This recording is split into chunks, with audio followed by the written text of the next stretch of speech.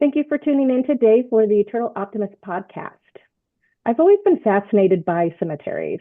There's a certain peace and quiet, a sense of connection to the past. Today, we're exploring why so many others feel the pull as we delve into the world of cemetery tourism. Welcome to the show, Sharon. Before we start with this fascinating discussion, tell us who you are. Hi, I'm Sharon Pajka. I am an English professor at Gallaudet University in DC. Other than literature, I also studied public history, and I'm super fascinated by historic cemeteries. But I have to admit that that was actually part of my childhood. Hmm. So I think you'll ask about that, and I can share some more. But I've written a couple books on cemetery tours. So I'll jump in if that's all right. But Yeah. during the pandemic, before that, I was trained as a historic tour guide in the Richmond, Virginia. So I was doing tours at Historic Hollywood Cemetery in Richmond, Shockoe Hill Cemetery in Richmond also. And then I had this dream because Hollywood has this way to raise money by donors. And, I'm not a rich person. So, but I do pretty interesting tours. And one of my tours was like the Christmas tour because there's a lot of connections to Virginia Christmas history in the cemetery. And I just had this like idea that if I did all these tours in 2020, I could actually be in, their Ivy Circle, I think is what the rank is. But you heard 2020, so that didn't go as I had planned. Mhm. Um, so for me, it became a how do I engage with history and um, kind of entertain myself. I'm an introvert, but I do need to get out of the house just like everyone else. And I love being outdoors and nature. So that led me to start researching my book that became Women Writers Buried in Virginia, which became it originally was I tried to get people to do like a book club with me, so we'd read a story together, and that wasn't super popular because people were sick of Zoom even at that point. And then I started making what I called the sweaty professor videos because in the middle of the summer I was like, I'm going to see VC Andrews, so Gothic 80s, kind of novelist, Flowers in the Attic, and she's buried out in Portsmouth, Virginia. So I decided I was going to go out and see her grave because it's really cool. It looks like an open book, which, if from a distance you would see and be like, oh, that is probably religious, but not VC Andrews. She actually has her bestsellers engraved on the top of her headstone. Okay. So, yeah. So quirky woman, but while I was standing there, that was the moment where, we were talking about, distancing, 6 feet distance, and I was making all kinds of bad jokes about the distancing, in the grave, which interestingly enough, usually in the US, it's about 4 feet. Mm. So most people don't know that. Um, Mm. but so I was standing there thinking, there's no one around. It is the middle of summer in Virginia. I'm sweaty, and this is brilliant. I can go to all these cemeteries, not encounter any living people, and have a great time with researching and then connecting to the history.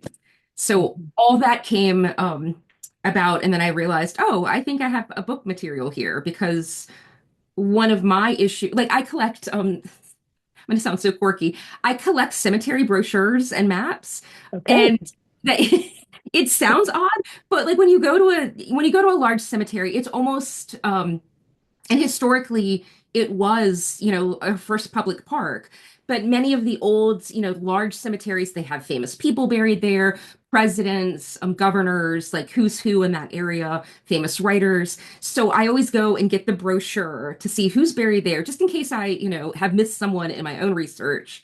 And what I found again and again is that it's mostly male, focused on the governors and whatnot of the time, but I always wanted to know, where are the women? Like, what are the women doing? So that sort of led me to women writers. And because I'm a lit professor, I also teach a class on literature by women. So I was just fascinated with that. And here I am.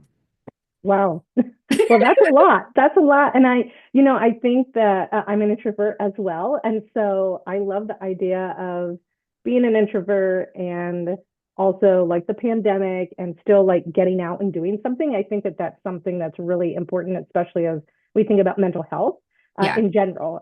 But when you think about the pandemic and being isolated and everything, that's really cool. That's Yeah. awesome that you were able to do that.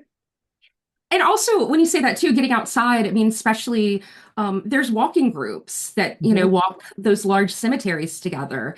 So it's a great place to go when you want to be sort of enclosed in a space where there's not, traffic, depending on the cemetery. Hmm. But usually, like, you can walk on the streets and have a great tour, see wildlife. In Hollywood, you can see the James River, which is, Hmm. beautiful. You have a really good skyline, probably the best in Richmond. Yeah, so there's like, even if you're not interested in the history part, cemeteries Yep. are just great places to go and, get some exercise in. And, in the Victorian era, they were places like our first public parks, but they were for, relaxation and respite for people to get away because especially if you were in a city, you didn't have that green space. If you didn't own like a lot of, like a big country, piece of property, there weren't many places to go and walk. And this is like seeing these beautiful statues. It's like an outdoor museum.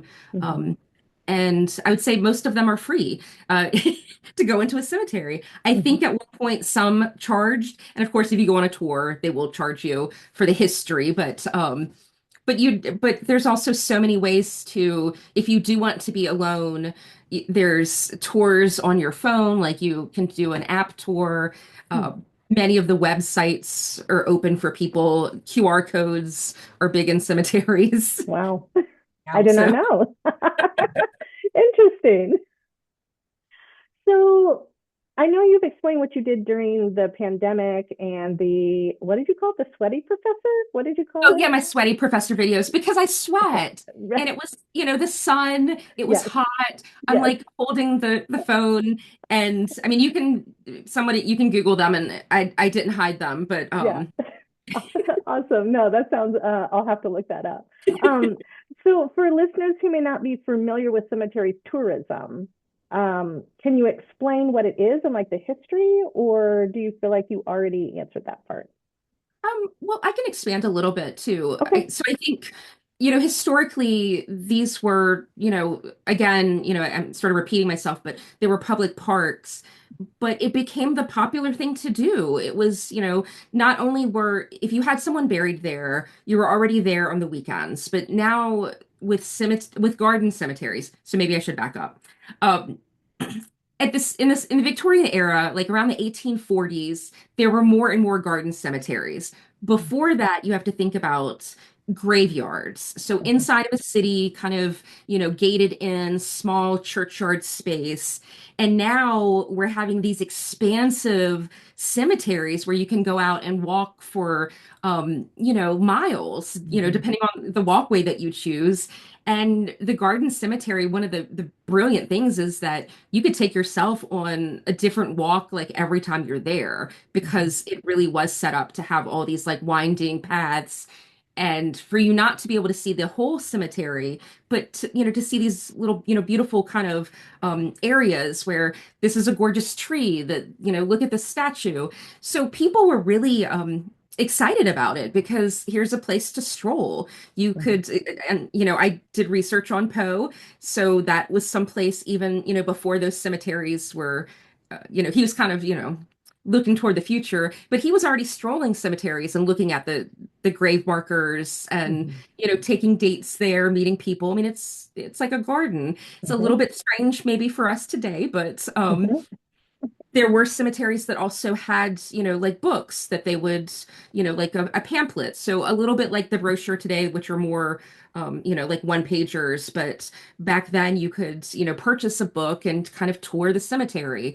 Mhm. And that, if you like walking tours, it's sort of the same concept, but you're not like necessarily in the city. You're in, the city of the dead.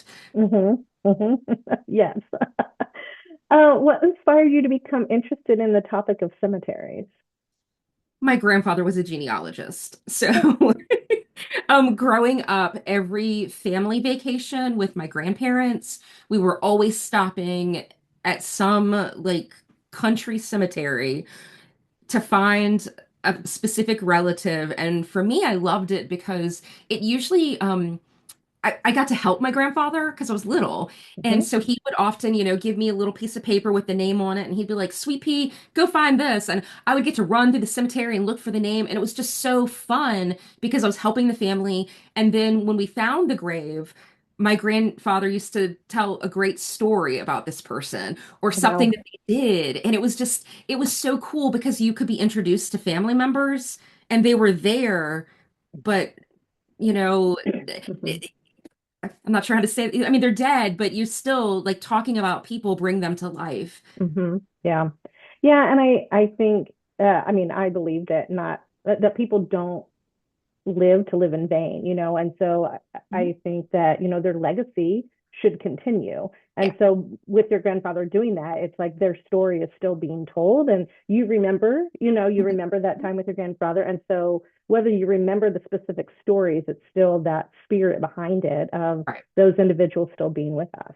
Yeah. And for me also, like even if you hear about your family members, maybe you were little when they passed or um cemeteries have this way, like when you're standing at the grave, there's always this way of bringing out a story that you've never heard before. And I Hmm. know that that happens, like even recently in my family. I'm like, "Hold up, wait, what?" Um Tell me more. But it's something about, that tangible place-based history. Like you're Hmm. there, you're thinking of this individual, and I think that's beautiful anyway. But Hmm. then to learn more about their story or something they did, sometimes scandals. Um, Hmm. Yes. Can you share some of the most unique or interesting cemeteries you visited? I probably love all cemeteries. I never want to say that I have a favorite. I love my local cemeteries. The New Orleans cemeteries are fantastic. That's like one of my favorite places to be.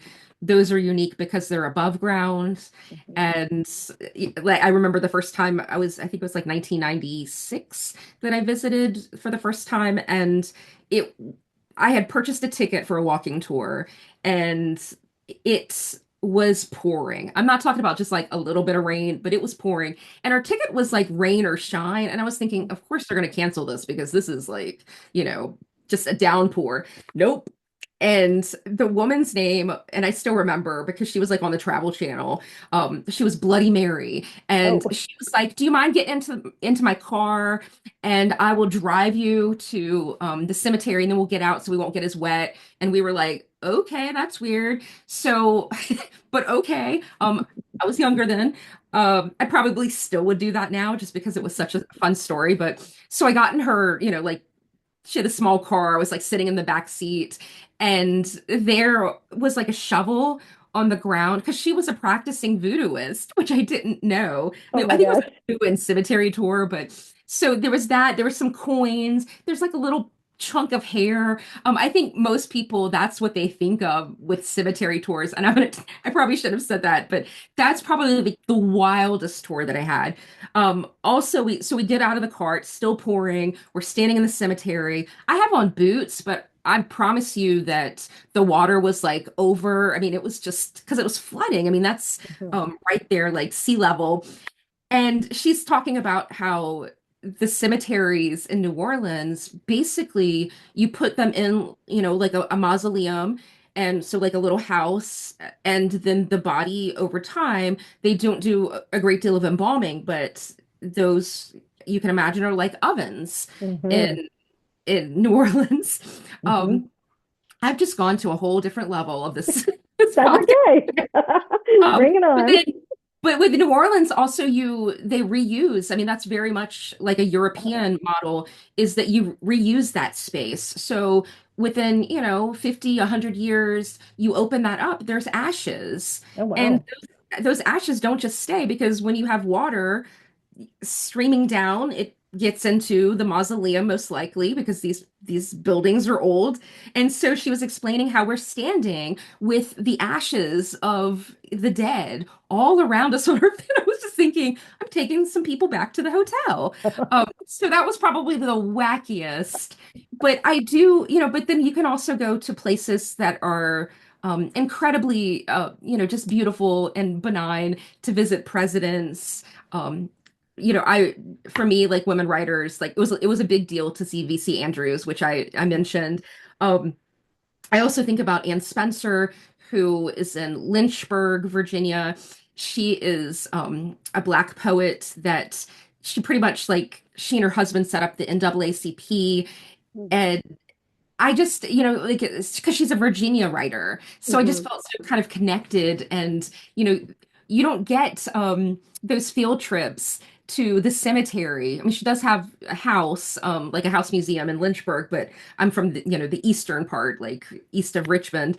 So, it's fun to go and, connect and see what people pick. And it's also a different way to, like you can look around and see who's connected to who.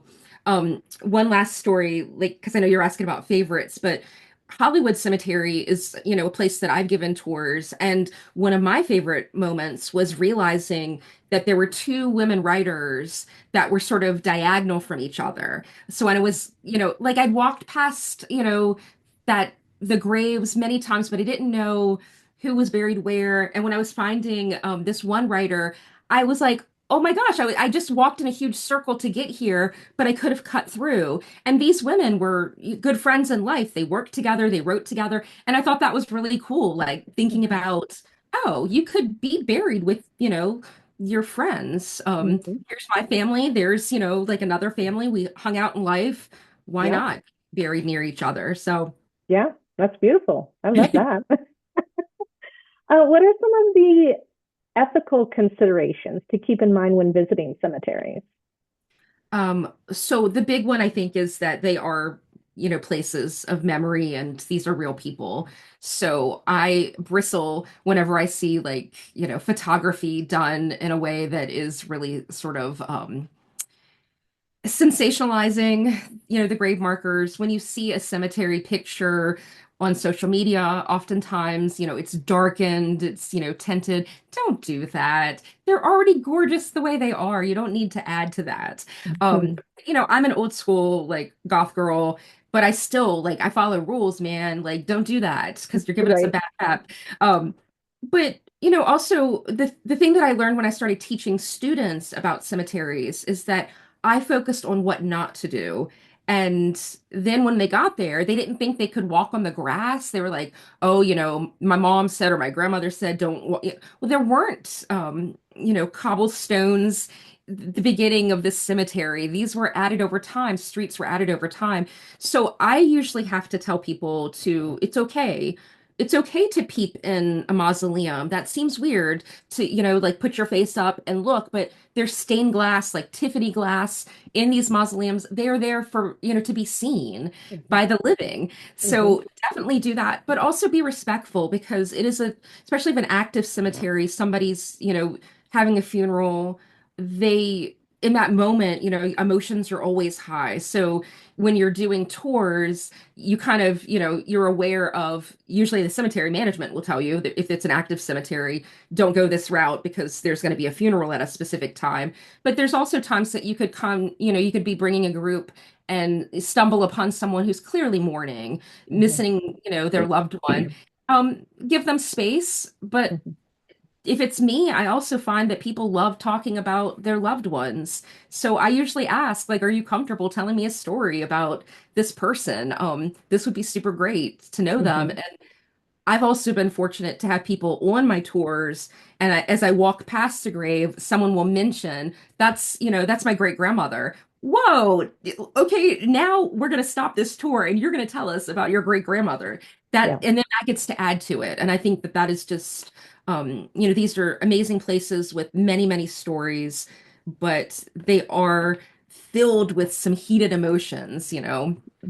so Yeah. caution Yeah. there always. Mm-hmm. Hmm. How can cemetery tourism help us learn about history and culture? Well, so many reasons. Like, there's so many ways to learn about it. If you're taking a tour, that's pretty much what the historic walking tours are for, is to kind of give you a context of the specific region, who the people are here. But there's so many ways that you can approach that. I know sometimes there's the tours that look just at the symbolism.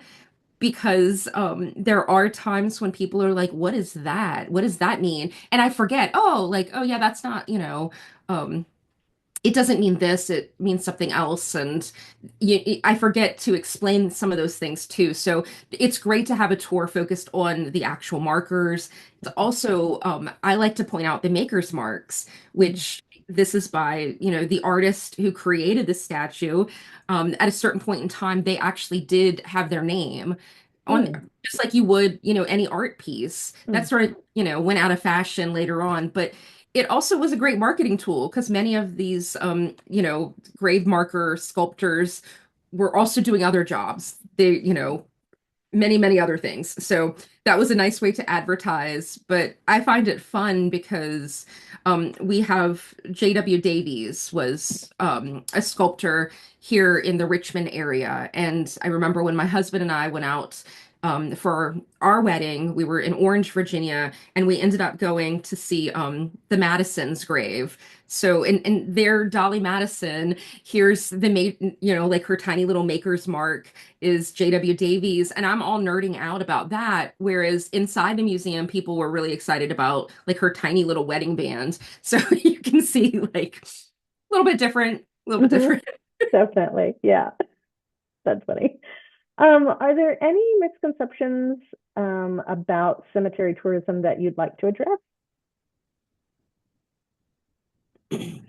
I think I've been in it so like I've just been around cemeteries so long that one of the things is it's not so much cemetery tourism, but well, I guess it is. Okay, I'll go with this because oftentimes when we are walking through a cemetery, people will notice that something's broken. Like maybe Mm, there's a huge like marker that's been, broken by nature, by a storm. If a large tree comes down and knocks over all these graves, the question often, and even my family would say, when are they going to fix that?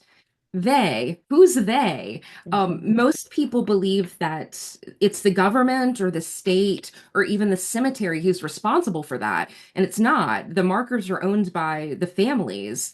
And if you're talking about something that's 150 years ago, most likely their families either moved away or just, it's died out of the area. Not bad pun, but mhm, um, they're not here to take care of it. And also, no offense, but if my great grandmother's grave, thankfully it's not elaborate, but if hers were to break, I don't know if I have the money to fix that, especially if it's something grand like this huge angel statue.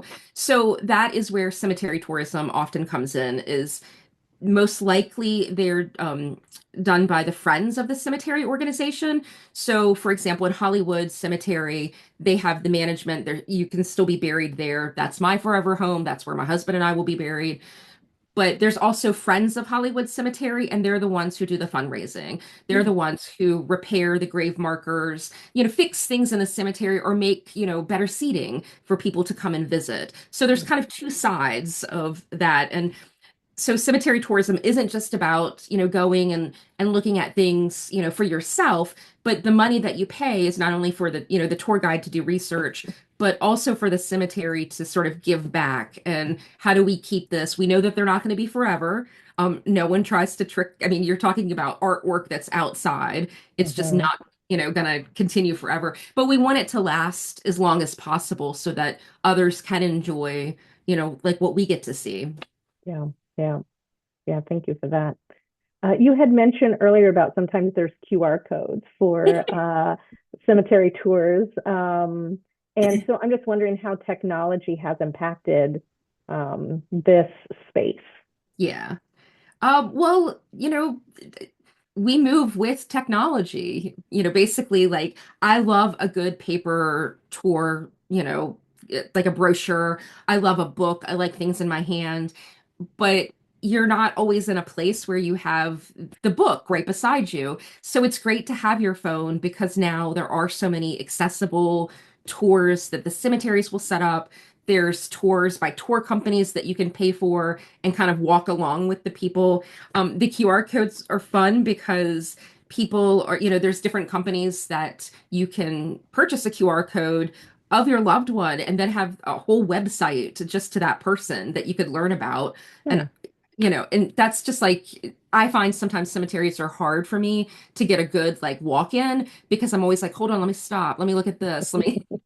Yeah. But yeah, but the technology has made it, and even videos now. Like there's some organizations that I know there's like Chicago tours.